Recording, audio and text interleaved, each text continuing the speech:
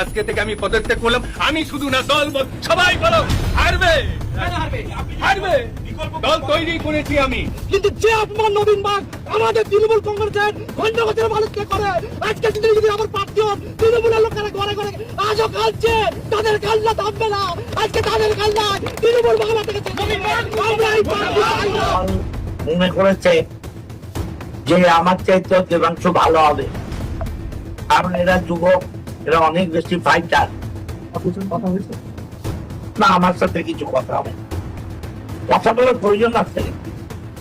যেখানে দিদিমণি অভিষেক সিদ্ধান্ত নিচ্ছে, এরা দলের সর্বময় কর্তা, আমরা তো চুনোপুটির লোক, আমাদের সাথে কেন কথা বলবে বলুন? রাজনীতি আর করবো না, রাজনীতি আর করবো না। স্বপ্নই থেকে যাবে।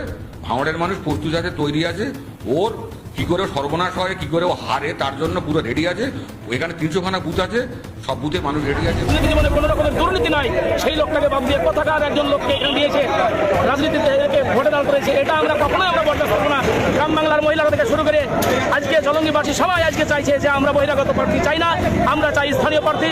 আমাদের ভূমিপুত্র, জলঙ্গির ভূমিপুত্র, জলঙ্গি যে কেউ প্রার্থী হতে পারে, আমরা তাকে তৃণমূল কংগ্রেসের প্রার্থী হিসেবে মেনে নেব। কিন্তু Babar Ali is not candidate in the Trinamool Congress. অন্যদিকে উত্তর দিনাজপুরের চোপড়াতে হামিদুল রহমানের উপরই ভরসা রেখেছে দল, কিন্তু হামিদুলকে প্রার্থী ঘোষণা করায় শাসকের সংসারে অশান্তি। ক্ষোভ প্রকাশ সুজানি তৃণমূলের অঞ্চল সভাপতি আব্দুল সাত্তারের। আমরা 2023 থেকে আমরা বিধায়কের কোনো সহযোগিতা পাইনি, আগামী দিনেও আশা করি যে পাবো না।